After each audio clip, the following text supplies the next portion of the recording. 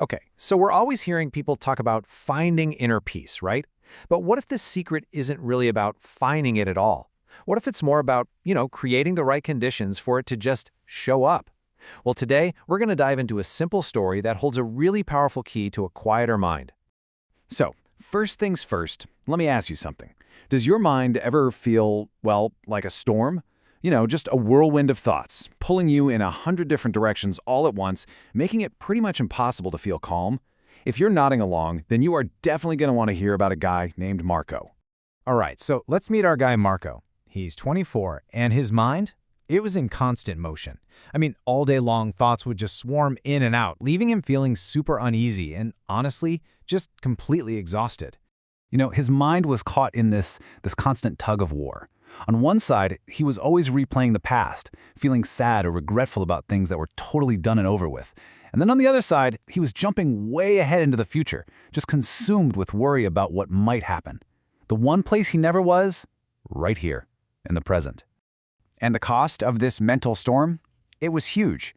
I mean, he completely lost his sense of calm, his sleep was a mess, and he'd forgotten how to smile. It sounds dramatic, but this internal chaos was literally taking over his entire life. But then, just when things felt hopeless, a little rumor gave him a glimmer of hope. He started hearing about this wise old man who lived up in the hills. Turns out, he was a former psychologist from the city who'd left it all behind for a simpler life. And his whole thing? He was known for teaching people exactly how to find the peace that Marco was so desperately looking for. And just that little thought, maybe this is the guy who can help me, it was enough. It ignited this whole new sense of purpose in him. He decided, that's it, I have to meet this man. And so he set off on what he knew would be a long, tiring journey, but he was driven by this one powerful hope, finally quieting that storm in his mind. So after many long days of traveling, Marco finally gets to this quiet little village. And sure enough, he finds the old man just sitting there, looking completely peaceful. Marco just lays it all out there. He explains his struggle, this restless mind he just can't seem to control, and he basically asks for help. Okay, so the wise man agrees to help, but not with some long lecture. Nope. Instead, he gives Marco this very specific and pretty unusual task.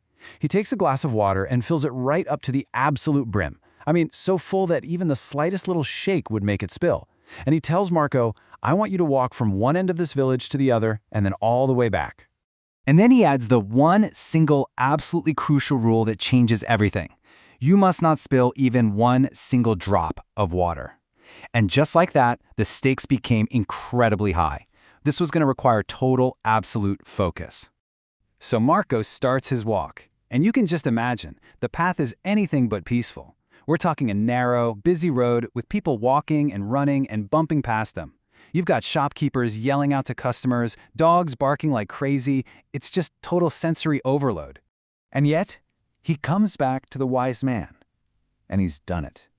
He held that glass with such intense care, such incredible concentration that not a single drop was spilled. He made it. He's proud, and I'm sure he's incredibly relieved. So the wise man just nods, but instead of saying, great job, he asks these questions that seem to come out of nowhere. He asks, did you see the children playing on the side of the road? Did you happen to hear the dogs barking? You see, he wasn't interested in the water at all. He was interested in what Marco was aware of during the walk. And Marco's reply is so simple, but it's the key to everything. He says, no, I didn't see or hear anything at all. I was only focusing on the glass. Think about that.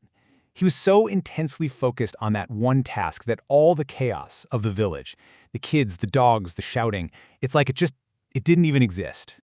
And that is the big secret.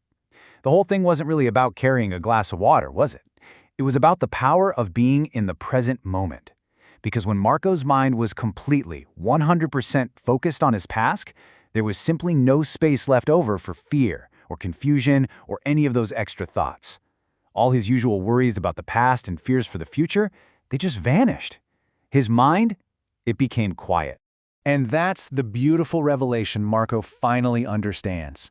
The peace he traveled all that way to find, it wasn't hidden in the hills, and it wasn't something the wise man could just give him. It was already inside of him, the whole time. It was just waiting, accessible whenever he chose to fully, completely focus on the present moment. I mean, just look at this transformation. It's night and day, right? He arrived a restless, uneasy, worried young man, but he left a completely changed person, calm and peaceful. Why? Because he now knew the secret to quieting that storm inside his own head. And that brings us right back around to you. Because you see, the story of Marco isn't just a story. It's kind of like a manual. It leaves all of us with one really essential question to think about.